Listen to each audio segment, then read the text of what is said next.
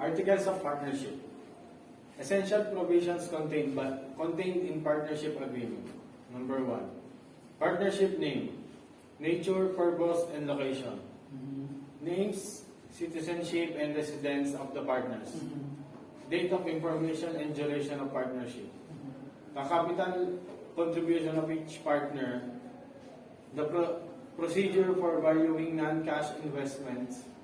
Treatment of excess contributions as capital or as loan, and the penalties for a partner's failure to invest and maintain the agreed capital. The rights and duties of each partner. The accounting period to be adopted, the nature of accounting records, financial statements, and audits by independent public accountants. The method of sharing profit or loss, frequency of income measurement and distribution, including any provisions for the recognition of differences in contributions. Okay, thank you. No? So yun class ito, ina-identify nila kung ano yung mga components or provisions na kasama sa partnership agreement. Siyempre, very basic, ano ba yung partnership name? No? So ano bang maganda class na partnership name sa amin? Halimbawa, si Juan Carlos. Kung ako mag-iisip ng pangalan namin, lalagay ko Dizon, Capistrano, and Associates. Ibig sabihin, with the assumption na CPA din siya. CPA din ako. So, isa yun sa magiging partnership na name namin. Nature, syempre, kung parehas kami CPA, hindi accounting firm. Purpose, syempre, to exercise profession. Location, hindi isipin mo na lang, Binyan, Laguna. Specific sa Binyan, Laguna, saan? Anong subdivision, anong street name, yun. Number 2, names, citizenship, and residence of the partners, no? Tingnan nyo class, nakalagay na yung residence. Diba sabi ko kasi kanina, merong tinatawag na general partner. So general partner class, kaya siya nilalagay yung residence, no? Kasi habulin ka, diba? Ako, limited ako, kung ano lang yung naiambag ko sa partnership. Pero kapag may nag-ahabol pa sa atin na hindi pa tayo bayad, hindi ako ang hahabulin, kundi yung general partner. Paano nila mahabol kung hindi nila alam yung residence mo? Diba? Kaya kailangan ilagay yung residence. Okay? Number 3, date of formation and duration of the partnership. Tulad ng example ko kanina, pag nakatapos ng anak ko ng kolehiyo, ibig sabihin, from 4 years from now, matatapos na yung partnership natin. Okay? Nasusundan kayo dyan, online learners? Next, the capital contribution of each partner, the procedure for valuing non-cash investments, treatment of excess contribution, and the penalties for a partner's failure to invest and maintain the agreed capital. Ito class, meron lang siyang exception. Ano yung exception? Kung natatandaan mo. Sabi diyan, nakalagay yun, partner's failure to invest and maintain the agreed capital. Ano yung exception ito? Yung skills.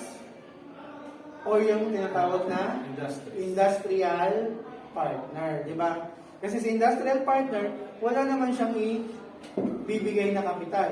So kung wala siyang ibibigay na kapital, ibig sabihin lamang nun, up to his service lang. Kaya itong number 4, ito yung exception kapag ikaw ay isang industrial partner. Number 5, the rights and duties of each partner. Importante yung class, no? Bakit importante? Tulad nga na sinabi ko kanina, si Dan Eric, pwede kong sabihin, Juan Carlos, ikaw na bahala sa daily operations. Ikaw ang magiging managing partner. Pwede kong sabihin kay Juan Carlos, sige, ikaw bahala sa daily operation, akong bahala sa finances. Yun yung rights and duties natin, no? Number 6, the accounting period to be adopted, the nature of accounting records, financial statements and audits by independent public accountants. Importante yung class, di ba? Kasi yung pag-decide natin kung sino pupunta natin auditor, dapat may agreement ka rin. No? So, sinabi ko, sige, SDB tayo. Pag sinabi ko yun, dapat ikaw mag-agree ka din. Okay? Number 7, the method of sharing profit or loss, frequency of income measurement, and distribution, including any provisions for the recognition of differences in contributions. No? Importante yung class. Bakit? Kasi yung profit or loss, pwede ko sabihin na, oh, Juan Carlos, dahil ikaw yung nasa daily operations, ako is financial lang ako, pwede nga hati-hatian natin is 60-40.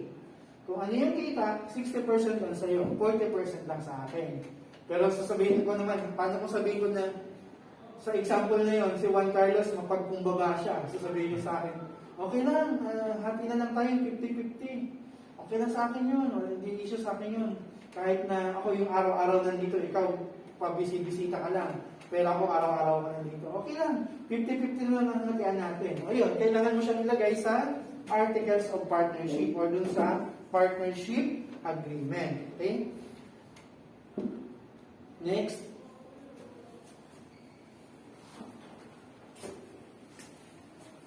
Next, 8. Drawings or salaries to be allowed to partners. 9. The provision for arbitration of disputes, resolution, and liquidation. Note, a contract of partnership is void whenever immovable property or real rights are contributed and assigned inventory of the said property is not made and attached to a public instrument. Okay. So class, pag sinabi class na drawings, hindi ibig sabihin ko na drawing ha. Ibig sabihin nito is yung withdrawal account. Di ba may capital account, then meron ding withdrawal account. Ibig sabihin lang nito class, kung magkano yung pwede natin ipa-withdraw sa kanya, dapat nakalagay din siya sa partnership agreement or sa articles of partnership. Number 9, the provision for arbitration of disputes, dissolution, and liquidation. Ito class, napaka-importante ito, no? Yun nga, tulad ng sinabi ko kanina, di ba? Ako yung managing partner, si Juan Carlos yung gagawin kong liquidating partner. Dito. Ibig sabihin ng liquidating partner, nalugi na si Dan Eric, kaya kailangan nating paghati-hatian, no? Kung ano yung matitira, kailangan natin ibayad sa mga hindi pa natin nababayaran. Kaya dapat nakalagay yun. Nakaspecify yun sa kontrata. Then sa note, a contract of partnership is void whenever a movable property or real rights are contributed and assigned inventory of the said property is not made and attached to a public instrument. Pag sinabi ko sa public instrument, ito yung may mga tinatawag na mga notaryado. May mga deed of sale, kung ano man yan, dapat siya ay properly notarized para siya ay maging public instrument. Ibig sabihin ng class, pag hindi siya na-notarize, hindi siya considered as public instrument. Private instrument lang kapag hindi siya notaryado. Okay? I think this is the last item. Last item na. SEC registration. When the partnership capital is 3,000 or more, in money or property, the public instrument must be recorded with the Securities and Exchange Commission, or SEC. Even if not registered, the partnership having a capital of 3,000 or more is still valid and therefore has legal personality. The SEC shall not register any corporation organized for the practice of public accountancy. Public Accountancy Act of 2004, Philippine. Sec. 28. Philippine. The purpose of the registration is to set a condition for the issuance of the licenses to engage in business or trade. In this way, the tax liabilities of big partnership cannot be evaded, and the public can also determine more accurately their membership and capital before dealing with them. Yeah, based on the Dean Capistrano, kapangalan ko lang yan, pero hindi ako yan. karaoke, for Civil Code of the Philippines. Okay. Ibig sabihin, nakalagay yun sa civil code, itong Dean Capistrano na to. So, ibig sabihin, ano siya?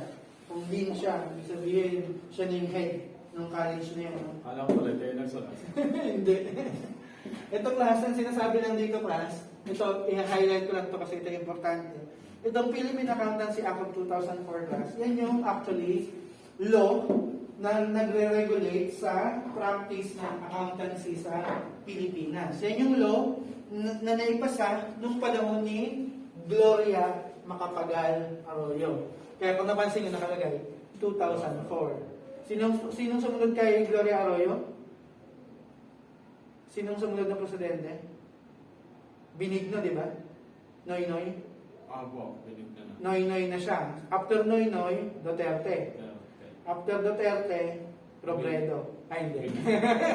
Marcos. Tapos na. Marcos na. So, mahalata mo talaga na 2004 lang to. Under the presidency of the former President Gloria Macapagal Arroyo. Take note lang, the SEC shall not register any corporation organized for the practice of public accountancy. Bawal yung class. No? Bawal yun. Kasi pag sinabing public accountancy, ito yung mga accounting firm.